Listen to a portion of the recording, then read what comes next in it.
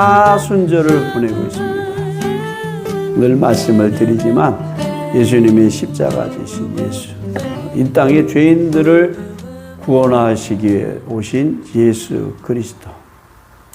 성경에 참 신기한 게, 물론 인간적인 예수, 이 땅에 오신 예수님은 2000년 전에 마리아와 요셉을 통해서, 물론 성령으로 잉태돼서 동정녀라죠, 마리아의 몸을 통해서 이 땅에 오셨어요. 출생하신 거죠. 2000년 전인데, 하나님이신 성자 예수님은 창세 전부터 계신 거예요. 창세 전부터. 하나님은 영이시라고, 눈에 보이지 않지만 하나님은 영적인 존재예요. 창세 전부터 계셨고, 그 하나님이 인간의 몸을 입고 오셨다. 이걸 영어로 이제 인카네이션이라고 그래요. 하나님이 사람의 몸을 입으시고 이 땅에 오셨어요. 그 2000년 전에. 그 구약에 보면 많은 선지자들이, 하나님의 영에 감동된 선지자들이 예수님에 대한 예언을 창세기서부터 계속해요. 왜냐하면 인간은 결국은 뭐냐, 하나님의 에덴 동산에서부터 마귀에게 속아서 하나님 말씀에 불순종하고 죄를 짓고 에덴 동산에서 쫓겨나고 타락한 인간, 거기에 살인과 동성애, 그 다음에 세상적인 어떤 문화, 도시를 이루면서 악기를 개발하며 하나님 없는 세상의 문화를 발전시키면서 타락해 나가는 인간의 모습들이 구약 성경에 적나라하게 다 되어 있다. 요새 뉴스 보면요, 여러분 어쩐지 가슴이 덜컹하는 게 뭐냐면 마약. 엊그제도 인천에서 베트남 사람이 마약을, 빌라를 사가지고 거기서 마약을 제조하더라고. 8천만 원 어치 되는데 2만 9천 명에게 투여할 수 있는 마약이래요.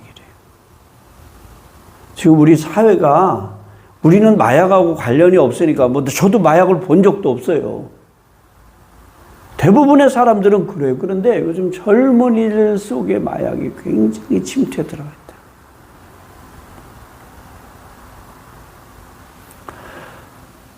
하나님이 없는 인간들은 도시를 만들고 사람들이 모여서 동성애, 오래됐죠.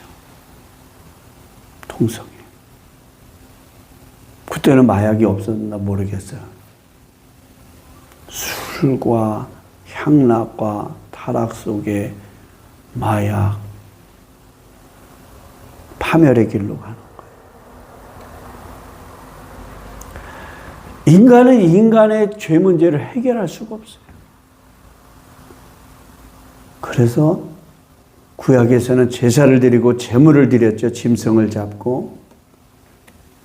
근데 하나님께서 그 아들, 죄 없는 하나님의 어린 양이 되신 예수 그리스도를 이 땅에 보내셔서 한 번에 우리 죄 문제를 다 해결해 주셨어요. 누구든지 그래서 예수님을 믿기만 하면. 예수님에 대한 예언, 우리 사순절에 이사야를 보시면 나와요. 제가 앞에다가 이제 써놨어요. 찾으실 분은 찾되 앞에 보시고. 이사야 53장 5절부터 같이 읽어봐요. 시작. 그가 찔림은 우리의 허물 때문이요, 그가 상함은 우리의 죄악 때문이라. 그가 징계를 받음으로 우리는 평화를 누리고 그가 채찍에 맞음으로 우리는 나음을 받았도다. 우리는 다 양 같아서 그릇 행하여 각기 제 길로 갔거늘 여호와께서는 우리 모두의 재앙을 그에게 담당시키셨도다. 아멘. 이사야는 주전 몇 년도의 사람이야? 700년 전. 예수님보다 700년 먼저 갖은 모욕과 멸시를 다 당하셨다. 누구 죄 때문에? 이사야는 정확히 알았어요. 우리 죄 때문에. 우리 죄 때문에. 그가 징계를 받고 채찍을 맞음으로 우리가 평화를 누리고 하나님과의 관계가 회복되어지고 우리가 다 치유받는 것처럼 죄 문제 해결되어지고. 사람들은 이런 게 눈에 안 보이니까 별로 소중하게 생각하지 않아요. 가만히 생각해 보니까는요, 눈에 보이는 것도 중요하지만 안 보이는 게 더 소중하더라고요. 근데 하나님은 모든 죄를 예수님께 맡기셨다는 거예요. 빌립보서 2장 8절 시작. 사람의 모양으로 나타나사 자기를 낮추시고 죽기까지 복종하셨으니 그 십자가에 죽으심이라. 아멘. 예수님의 낮아지심, 겸손이죠. 죽기까지 복종하신 거. 바울이 고백하는 고백이 나는 날마다 죽노라. 왜? 예수 그리스도가 가장 고상하기 때문에. 할렐루야. 우리가 사순절에 이사야 53장 5절의 말씀, 특별히 이 빌립보서 2장 8절의 말씀, 죽기까지 복종하신 예수 그리스도, 십자가에 죽으신 예수 그리스도, 낮아지신 예수 그리스도, 겸손하신 예수 그리스도. 사순절에 은혜가 있기를 축원합니다. 12절부터 13절 같이 읽어봐요. 시작. 이에 군대와 천부장과 유대인의 아랫사람들이 예수를 잡아 결박하여 먼저 안나스에게로 끌고 가니 안나스는 그 해 대제사장인 가야바의 장인이라. 자, 누가 앞장서서 예수님을 체포했어요? 지난주에 말씀드렸지. 가롯, 유다. 뭐하고 뭘 가져왔어요? 18장 3절에 나오잖아. 예. 등, 횃불, 무기 가져왔다는데 몽치라고 그랬어요, 몽치. 야, 성경에서 참 분노가 끓어오르는 가장 자기가 따라다녔던 스승이고, 은 30에 자기 스승을 팔아먹기 위해서 몽둥이 군인들을 데리고 와서 여기 앉았는데 마태복음에 보면 그때 사진이 없잖아요. 그러니까 누가 누군지 몰라요. 자기 먼저 가서 군인들 다 세우고 칼, 몽치 데리고 뭉대기 들고 가가지고 다 짠 거지. 저 사람들이 많으니까 누가 누군지 누가 예수님인지 모르거든. 가가지고 자기가 먼저 인사해요. 아주 간사하지요. 라비어 안녕하시오니까 하고 인사. 예수님은 군인들에게, 군병들에게 잡히고, 안나스에게, 가야바에게, 빌라도에게. 사실은 끌려간 게 아니에요. 예수님은 자발적으로 순종해 가신 거지. 어차피 예수님 뭐냐? 십자가 지식에서 오셨다는 거예요. 십자가 지식에서. 겉으로 보면 예수님이 무력하게 잡혀가신 것 같지만, 힘없는 모습이지만 사실은 예수님을 억지로 끌려간 게 내가 그다는 거예요. 대놓고 당당하게 얘기했잖아요. 그 앞부분 우리가 지난주에 봤잖아요. 그죠? 근데 여기 예수님 잡은 사람들이 누구라고 그랬어요? 대제사장. 이 불의한 종교 권력이죠. 안나스, 그 다음에 가야바. 이 사람들 다 그 당시에 종교의 최고 지도자들이에요. 종교가 정치와 결탁해가지고, 예? 종교의 탈을 쓰고 권력을 휘둘게 되면 이거 무서워지는 거예요. 대표적인 게 이단들.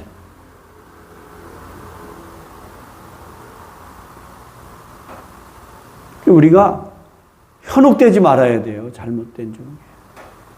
이단뿐만이 아니에요. 요즘 뉴스 여러분 아셨나요? 한국의 큰 교회 목사님. 부교육자들한테 얼마나 언어 폭력과 학대를 했는지, 이 교회가 커진다든지 종교가 권력과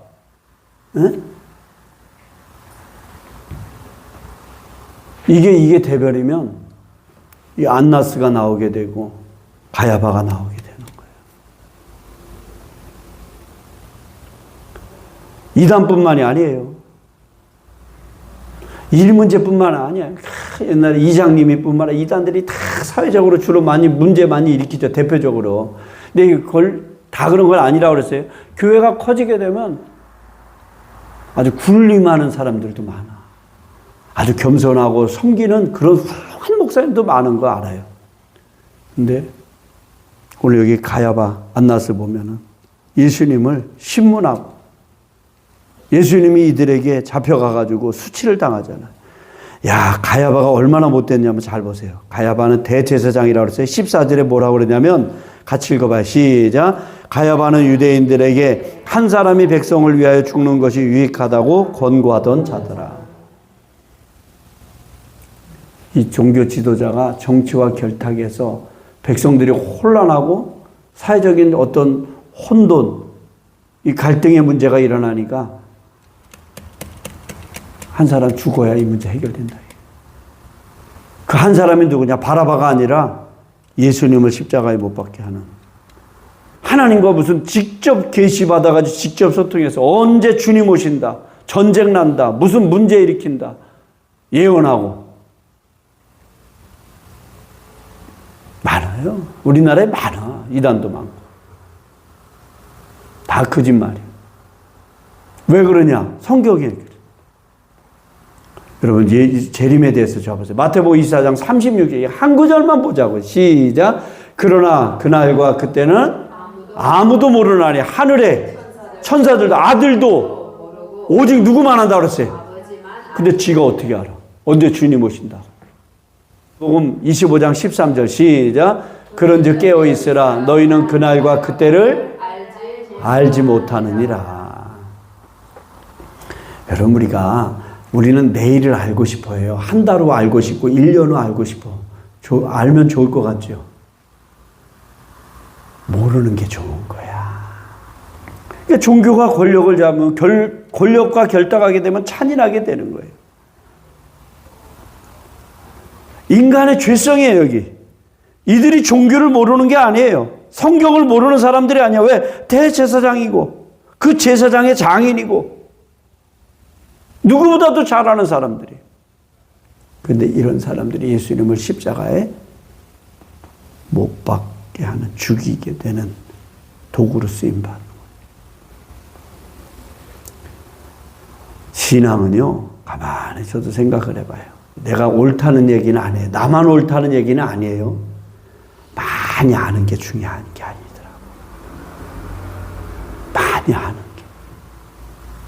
정말 하나님의 말씀 안에서, 하나님의 뜻 안에서 자기가 그 말씀대로 살아가기를 힘쓰고, 성경에 보면 신약으로 넘어오면 가룟유다, 허물 많은, 또 사울도 그렇고, 이제 바울 된 사울도 실수 많았죠. 구약에 보면은 제일 안타까운 인물 하나가 사울이에요, 사울.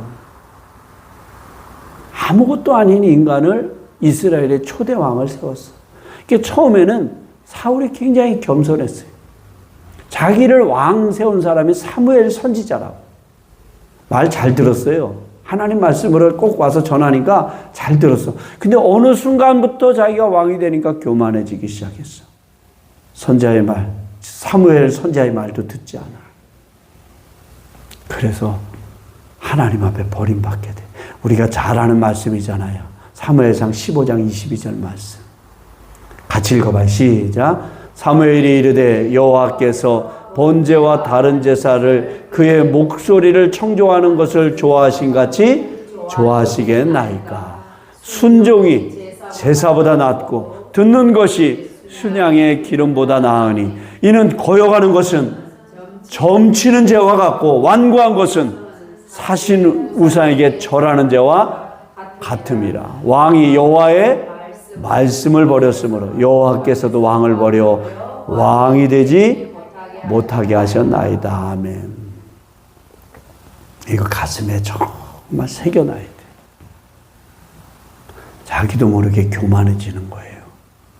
권력이 생기고 돈이 많아지고 높아지면 자기도 모르게 교만한 마음이 생겨요. 아닐 것 같은데 사람이 그렇게 변질돼요. 그 사울도요, 초기에는 하나님 말씀 잘 들었어. 선지자 사무엘이 와서 얘기하면 잘 들었어. 근데 어느 날부터인가 마음이 변했어. 변심이 돼. 예수님은 침묵하시고 담대하지도 말씀하실 때 23절 한번 읽어봐. 23절 시작.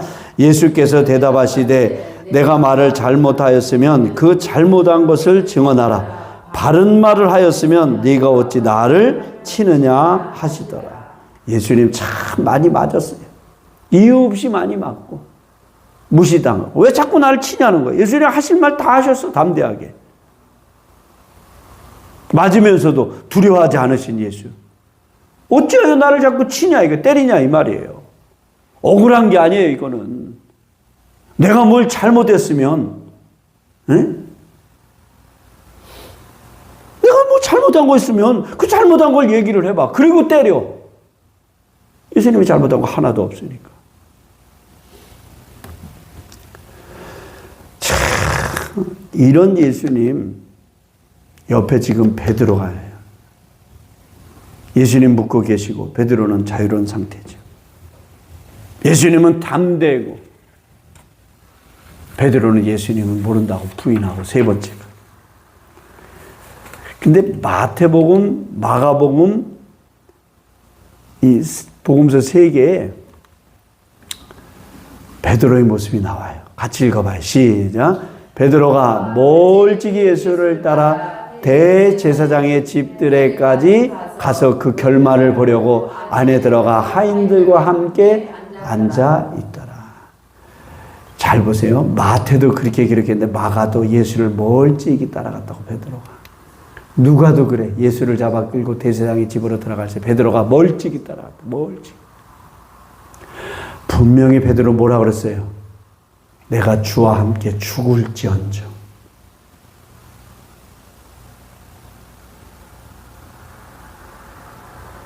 그런데 막상 예수님이 잡히고 나니까 비겁해진 베드로, 살기 위해서 거짓말하는 베드로.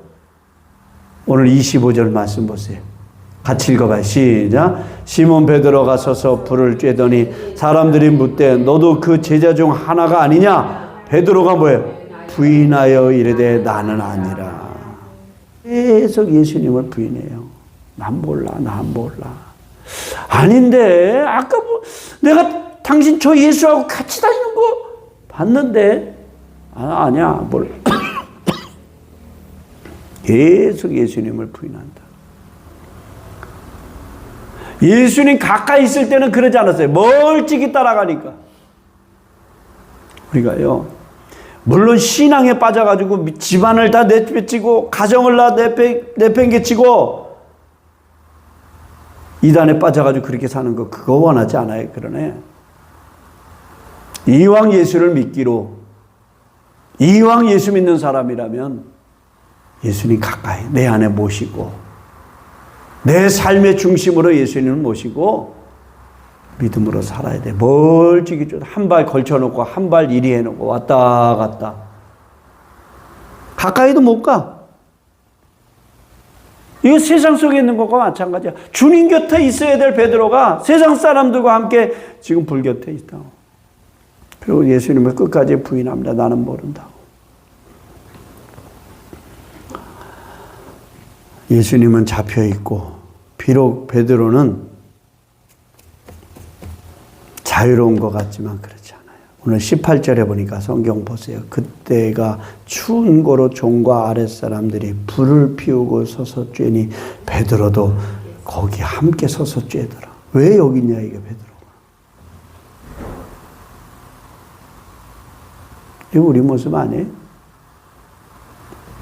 나는 아니야. 신앙 숨기고 현실 속에서 내 어떤 이득과 예수 그리스도를 부인하는 모습들. 예수님 묶여있지만 자유로웠어요.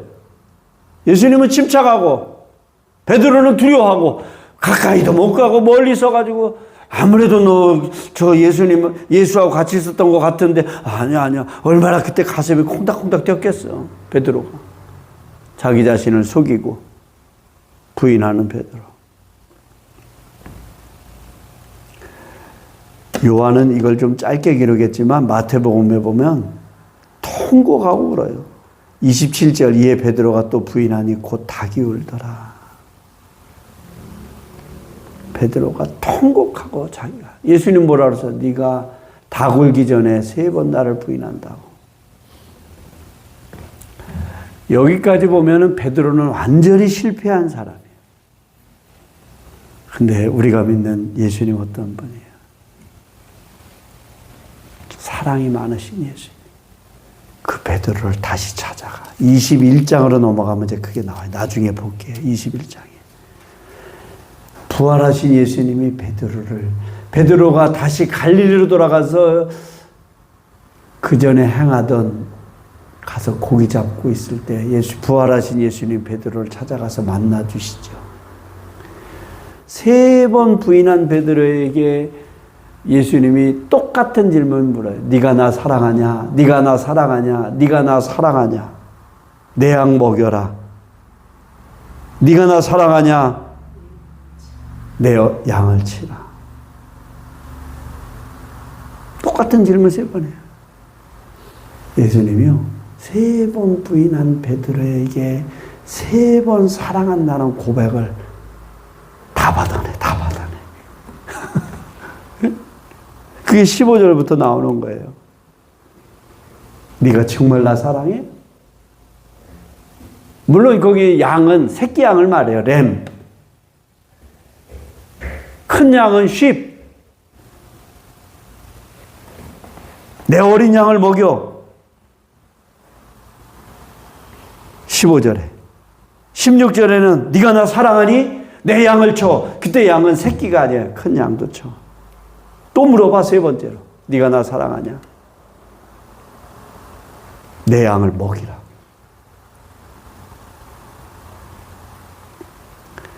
베드로가 얼마나 가슴이 콩닥콩닥 했겠어요.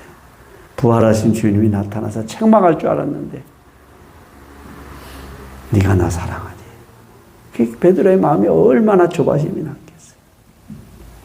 그러니까 베드로가 부활하신 주님을 만나고 복음 전하면서 성령 받고 사도행전으로 넘어가면 담대하게 사람들 앞에 복음 전하고 복음 전하다가 십자가에 거꾸로 달려 죽게 돼요. 그렇게 죽음 앞에 벌벌 떨었던 베드로가 성령 받고 부활하신 주님을 만나고 내가 어떻게 주님이 십자가에 달려 돌아가신 그 모습대로 내가 죽을 수 있겠냐고. 그래서 베드로는 십자가에 거꾸로 달려 죽어요. 거꾸로. 차마 주님처럼 죽을 수조차도 없는 거야. 너무 부끄러워서 베드로가.